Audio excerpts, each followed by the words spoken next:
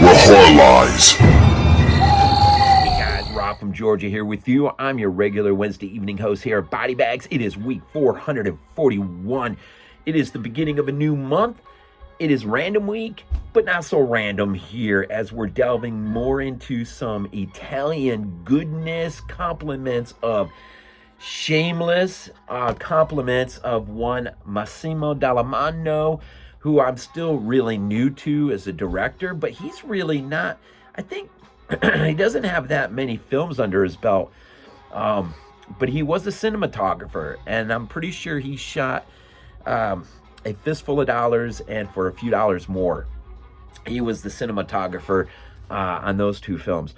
And this is the Shameless, of course, release of What Have They Done with Your Daughters, which is sort of the pseudo follow-up to What Have They Done to Solange, which is pretty much, from what I've read, a straight giallo. This one sort of diverts away a little bit and becomes, it's still giallo at its core, but it's also a Euro crime. It's you know, these Italian directors were really, really good at just changing with the times.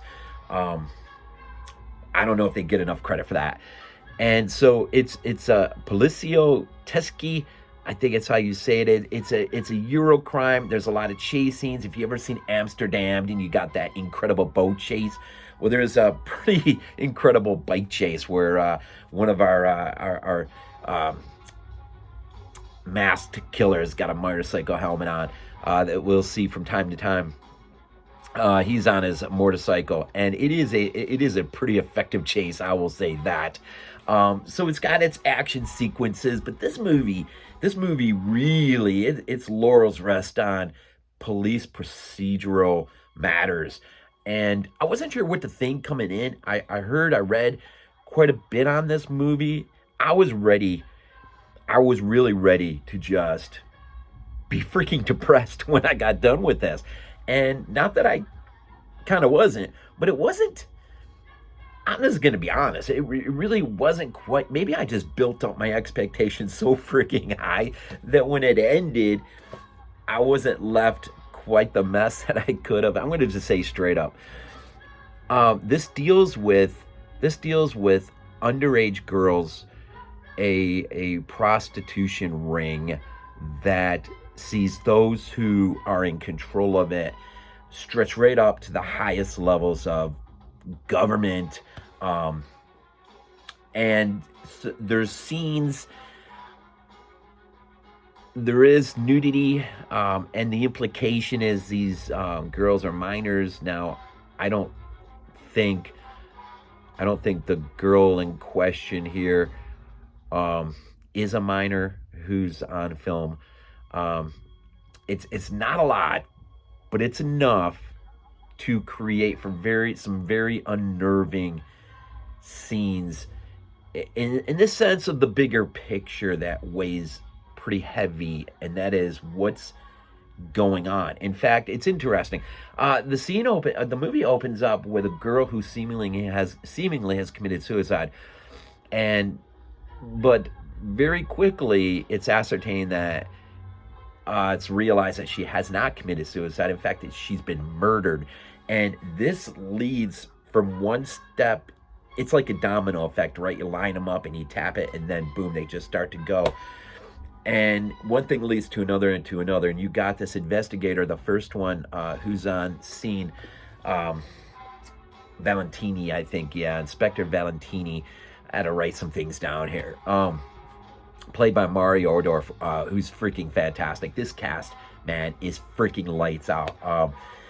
Because it eventually is ruled a homicide, he will have to hand the case over to one Inspector Silvestri, who is tagged along with one assistant DA, played by Giavanna Ralli, and she is freaking fantastic. I mean, just a solid, strong female lead. The two make for a great companionship that really, I mean, I don't, mean to lead in anything. It's just strictly professional in terms of the film. But the two work together really, really well. But what underlies all of this is really unnerving, and it only grows increasingly unnerving as you realize towards the stretch into the final act that regardless of the evidence, regardless of the list of names, these people are not going to have any sort of accountability. And it's, you know, in some ways watching this, I thought about Seven. Now Seven is, you know, really noirish and almost over, compared to this, overly stylized noir. Meaning, I mean, there's a lot of work to make sure that you know it's noir, right?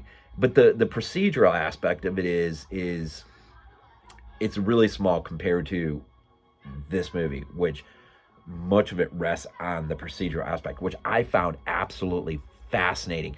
And as unnerving as all that is going on underneath the surface, the procedural aspect and some of the action sequences, and I'm telling you, there was some level of suspense in here that really caught me off guard. I wasn't ready for it. In fact, mostly that deals with the assistant DA. There's a scene where the killer is going after her, and I'm telling you, you fear for her. I can't remember where I really truly feared for a character on film as much as I feared for her. You just didn't want anything to happen to her, and she's slowly becoming emotionally invested in this, and you can tell. But it's not a weakness. It's not like she conveys any weaknesses by any stretch. She's showing her colors in this.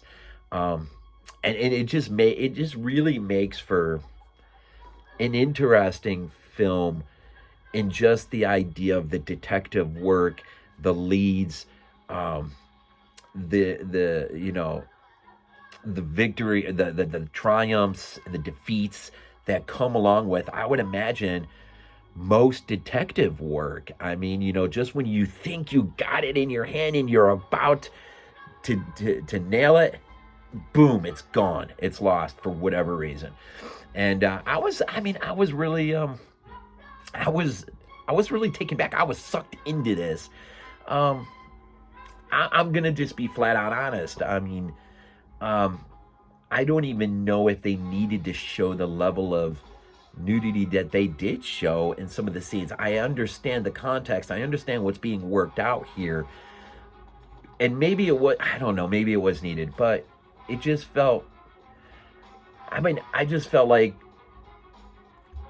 even felt like our one antagonist, who by comparison to the larger picture is just a minor antagonist, but our motorcycle killer, I almost felt like if he wasn't even in this movie, it might not have hurt it. But then I say that, but then that one scene with the assistant DA was really good.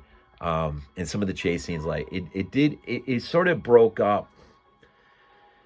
Like, this movie could have been like really, really, really, really super dark, but I think it's constructed in a way that it allows you to work your way through it and get out on the other side, and then just shake your head and go, I know that stuff happens, and it's just tragic that this stuff happens in the real life. I don't know. So the writer here, Sanzo, I think is how you say. I did see that he wrote Contraband, which I still haven't seen yet, the Lucio Fulci film, Eurocrime. And Franco Delicali, he the cinematographer here, he did The Last Man on Earth, that Vincent Price, the original sort of I Am Legend film back in the 60s, and Macabre and Rats, Night of Terror. I think that's Bruno Mattei. And so, you know, you got some heavyweights here at work, man. In terms of those coming to the project that have, you know, 200 plus pieces of work under their belt. I mean, you know, this is a really well constructed film. I was really impressed. You know, you kind of think about the whole Epstein thing. You think about the stories that have leaked out into the press about that island that getaway where the rich and the powerful have been known to go, and you know, of course, Epstein's suicide, and you know, what's all there that we'll never know, and are there people there, just like here in this film, that will not allow the detectives or the DAs to march any further, no matter how much evidence they have, no matter, it's the names, it's those who are powerful, you're just not going to get. And it just makes you wonder, you know, just in the real, it's just heartbreaking. It's there's some information at the beginning of the film about just the tragicness of these kinds of prostitution rings and stuff, and then of course it bookends with the same sort of idea that I think it said something to the effect of every year 8,000 girls go up missing, and only a handful are ever really returned back home, and no one really knows what happens. That is the world we live in. It is a really depraved, sick world. And I think, you know, there's also a really interesting underlining theme here, and I'll just wrap it up with our first inspector, Silvestri. We find out that I'm not going to get into spoilers too much here. This is a movie that rests on so much, but we find out that his daughter has been involved in this thing, and that's I can't remember I was going to go with this. Man, I had a thought in my mind where I was going to go with that.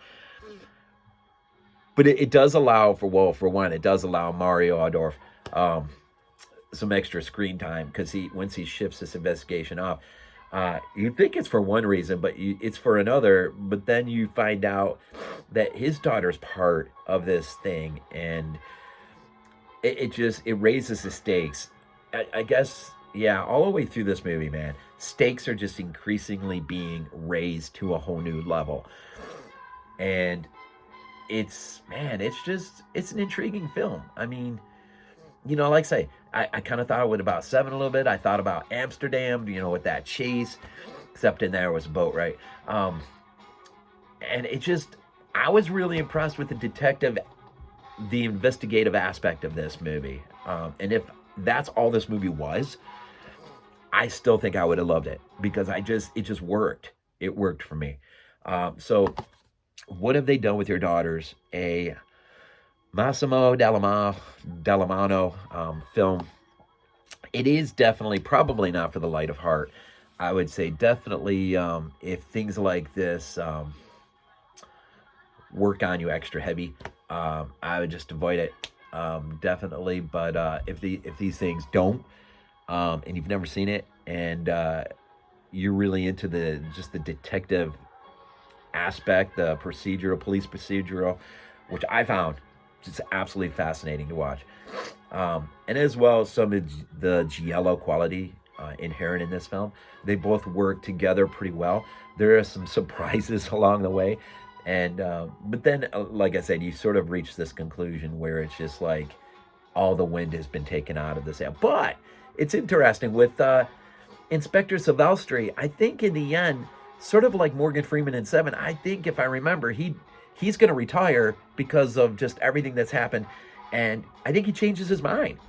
And it's like you see three, you had the assistant DA, him, and the other inspector, and you see three that seem to be energized almost to go, and almost reminded you of Morgan Freeman's character at the end of Seven. It's interesting. Anyways, I'm just going to close it out here.